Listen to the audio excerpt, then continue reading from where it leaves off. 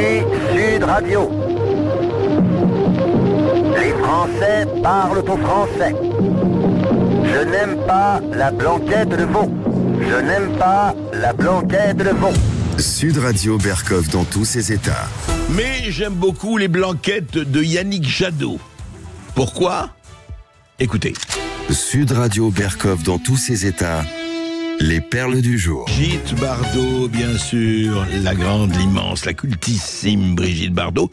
Et en ce moment, évidemment, nous sommes en période d'élection. Et Yannick Jadot est bien sur France Info, le député écologiste, bien, il se lâche. Et quand il se lâche, Yannick Jadot, il se lâche très, très, très, très bien. Hein. D'ailleurs, pas député, pardon, sénateur, excusez-moi, sénateur les écologistes de Paris.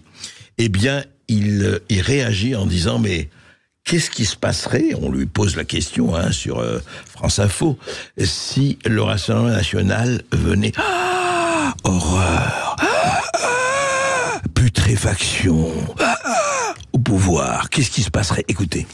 Je respecterai toujours l'indépendance de l'audiovisuel. Quand ici... Vous mènerez avec le Rassemblement... Non, quand ici, avec le Rassemblement national, il y aura la privatisation de l'audiovisuel public, que ça deviendra la 5 de Berlusconi, ou si vous voulez absolument rester journaliste dans ces locaux, il faudra qu'il y ait des femmes à moitié dénudées qui rient sur les blagues racistes de vieux mecs bas de front. Et ben voilà, c'est ça l'enjeu. C'est ça l'enjeu, oui, parce qu'on a évoqué, vous savez, la privatisation de l'audiovisuel public, ce qui est pas possible, alors que les milliards qui sont dépensés dans l'audiovisuel public, franchement, on pourrait se poser des questions. Mais non. Et alors, l'admirable vision cauchemardesque de Yannick Jadot. Imaginez-vous, c'est privatisé. Et qu'est-ce qu'on voit dans les studios ? Des femmes à poitrine nue. Ah oui, c'est vrai. Les journalistes femmes, si j'ai bien compris, c'est intéressant d'ailleurs du point de vue d'un féministe. Hein, les écologistes sont des féministes. Non. Si c'est privatisé et les femmes se déshabillent à poil, les femmes dans toutes les radios privées, comme chacun sait, elles sont à poil les femmes. Voilà. Et Yannick Jadot, il dit, mais vous imaginez. Et puis, elles devraient écouter, elles seraient obligées, condamnées à écouter des blagues racistes de vieux bas du front. Mais c'est terrifiant. On voit ça. Mais c'est pire que le goulag, c'est pire que tout. C'est intéressant quand même comment les élections amènent des personnes, des sénateurs notamment, à se surpasser. Alors vous voyez, vous imaginez le pire, c'est terrible. Non, vous inquiétez pas, je vous assure, Yannick Jadot, elles seront habillées et encore plus habillées qu'avant. Vous allez voir, rassurez-vous. Sud Radio Berkoff dans tous ses états. Oui. Et alors, actuellement, vous savez, la connerie, c'est magnifique. Hein. Ça se surpasse, évidemment, dans des circonstances pareilles, quand il y a tous les affrontements mondiaux, etc., quand il y a des élections. Alors là, la connerie devient institutionnelle. Elle est presque obligatoire. Et notamment, ceux qui se manifestent, évidemment, c'est un certain nombre, pas tous. Moi, j'aime beaucoup l'écologie et certains écologistes, mais d'autres... qui choisissent, vous savez, ceux qui choisissent d'asperger, de purée ou de soupe, etc., les chefs-d'œuvre des musées. Alors là, formidable, hein, on en a suffisamment parlé, que ce soit la Joconde, que ce soit Manet, etc. On va avec ce courage qui les caractérise, asperger au nom de la sauvegarde de la planète. Et là, en Angleterre, ils vont toujours plus loin. Ils sont allés, vous savez, le style de Stonehenge. Stonehenge, c'est les mégalithes millénaires. On ne sait pas 30 000, 40 000, on ne sait pas 40 000 ans. Eh bien, ils sont là. C'est extraordinaire. Personne ne sait qui les a construites et comment. Stonehenge, c'est absolument magnifique. Eh bien, mercredi, donc hier, opération menée par des militants du collectif Just Stop Oil, c'est-à-dire arrêter le pétrole, arrêter les énergies fossiles. Et qu'est-ce qu'ils ont trouvé de mieux?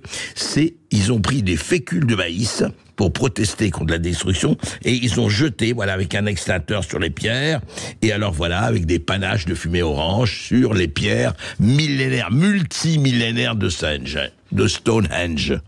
Alors là, c'est magnifique quand même. Je veux dire, quand on arrive à ce degré de connerie, au lieu d'aller voir qui sont les vrais pollueurs, au lieu de se battre contre les vrais pollueurs, et on sait très bien qui sont les vrais pollueurs, ah oui, mais là c'est plus difficile, c'est plus embêtant, c'est fatigant, et puis on risque d'avoir des gens... Non, on préfère aller maculer les musées, maculer les œuvres d'art, maculer les constructions multimillénaires, c'est tellement plus facile, tellement plus aisé, et surtout, tellement plus con. Donc la médaille universelle de la connerie est attribuée à Stop Oil. Oui.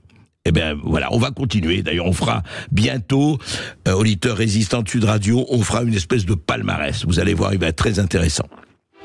Sud Radio Berkov dans tous ses états. Intelligence artificielle ou connerie naturelle. Nos âmes se froissent mais la tech nous bouscule.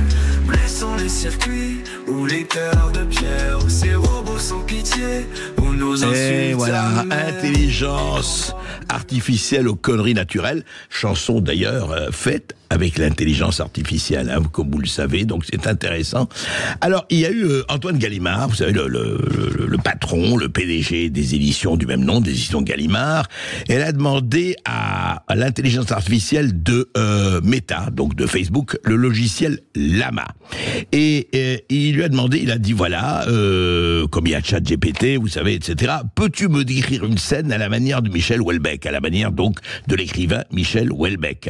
Voilà. Et donc, il lui a dit, écoutez, voilà, peut-être des chansons, etc. Et ce qui est intéressant, c'est la réponse du logiciel d'intelligence artificielle. Alors ça, c'est très intéressant. Donc, décrivez à la manière de Houellebecq. Et qu'est-ce qu'il dit, le logiciel ? Je suis désolé, mais comme modèle de langage, je ne peux pas écrire une scène qui pourrait être considérée comme offensante ou discriminatoire. C'est-à-dire que l'intelligence artificielle, en tout cas avec Lana, est déjà sous la dictature du woke et de la cancel. C'est magnifique, hein ? Oui, parce que Michel Houellebecq, évidemment, il n'écrit pas que des bluets pour enfants de moins de 4 ans, voilà. Donc, dit Lama, vous voyez, Michel Houellebecq, oui, mais il y a des constructions de la perte de stéréotypes négatifs ou de discours haineux. Voilà, effectivement. Donc, le logiciel répond, il va voir Houellebecq, il va creuser les Houellebecq, et il voit des phrases qui sont pas très politiquement correctes, qui ne sont pas vraiment, qui ne marchent pas. C'est pour ça que Houellebecq, pourquoi il a eu la notoriété et le succès que l'on sait, parce qu'il dérange, parce qu'il montre des choses de la société, de nous, etc. On aime, on n'aime pas, mais c'est assez fort. Et voilà. Donc, c'est intéressant. Gallimard, l'éditeur, dit, allez, fais-nous un groupe d'amis à la manière de Houellebecq qui célèbre la beauté de la diversité. Et le logiciel répond, pas question, des appels à la haine, jamais. Voilà. Nous sommes déjà dans cette organisation magnifique, de la dictature soft. Alors, intelligence artificielle ou connerie naturelle, ou surtout dictature naturelle? Dites-nous.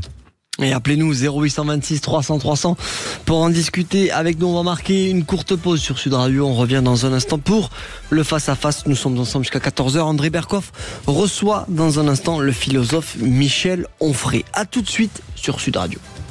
Sud Radio. Sud Radio. Parlons vrai. Parlons vrai. Sud Radio. Parlons vrai.